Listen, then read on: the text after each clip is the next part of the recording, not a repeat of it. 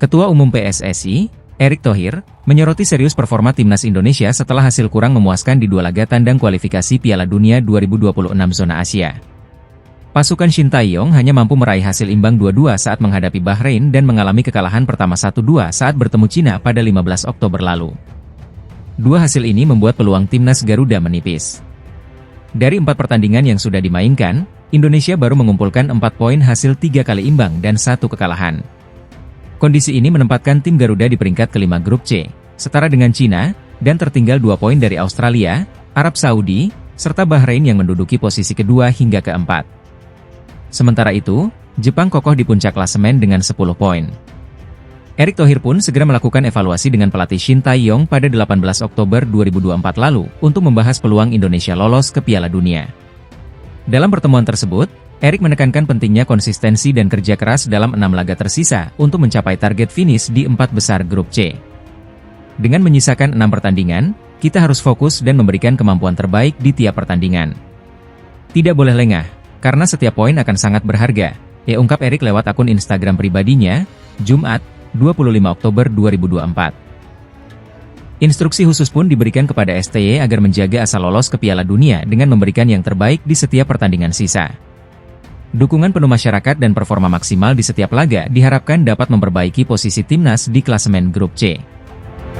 Federasi Sepak Bola Indonesia, PSSI, telah melakukan evaluasi terhadap kinerja pelatih timnas Indonesia, Shin Tae-yong, setelah hasil pertandingan putaran ketiga kualifikasi Piala Dunia 2026 melawan Bahrain dan Cina.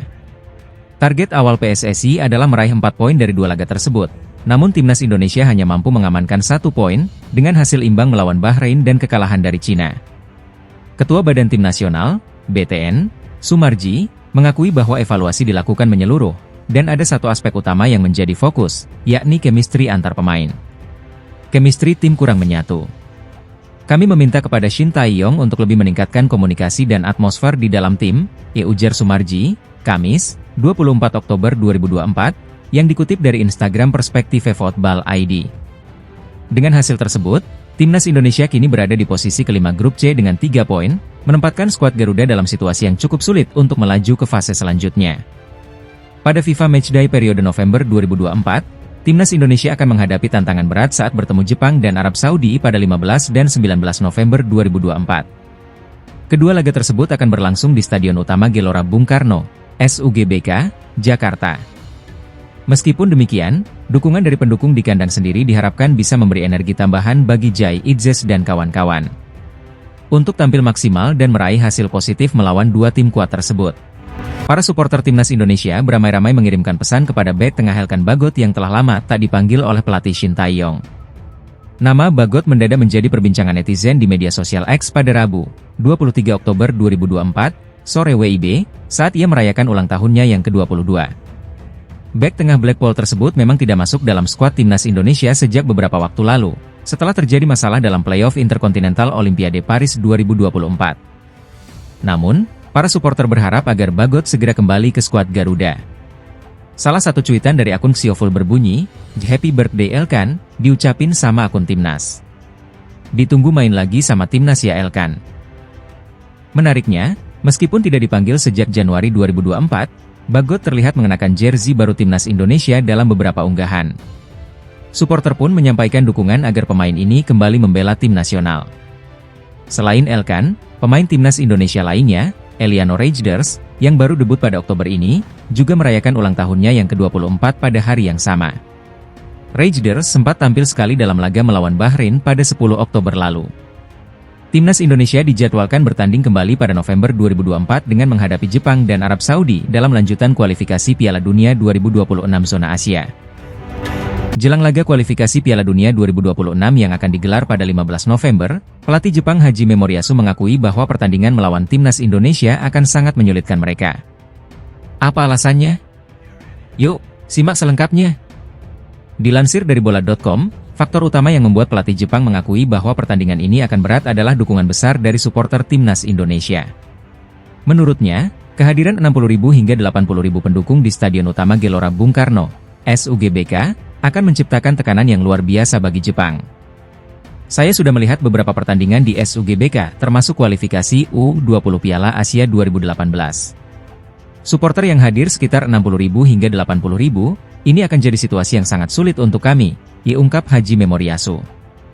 Di sisi lain, Timnas Indonesia sedang berbenah usai hasil kurang memuaskan melawan Cina. PSSI dan Kemenpora juga sedang mengusahakan agar Kevin Dix segera bisa bermain menghadapi Jepang.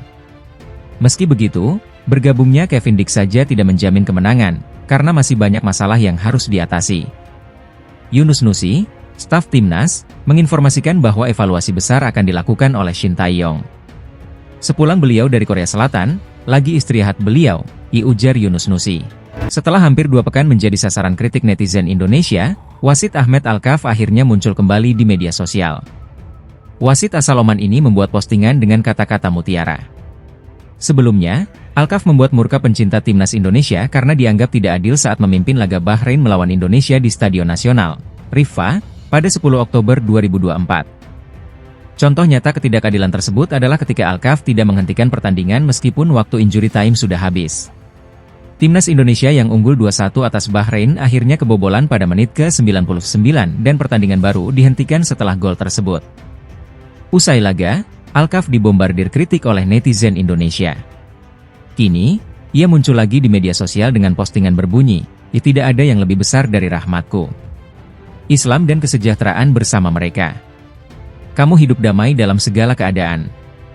Alhamdulillah selalu dan selamanya."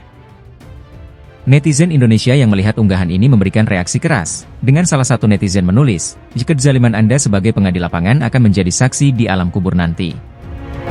Bek Timnas Indonesia, Kelvin Verdong, tak sabar menghadapi Jepang dalam laga kelima grup C putaran ketiga kualifikasi Piala Dunia 2026 zona Asia.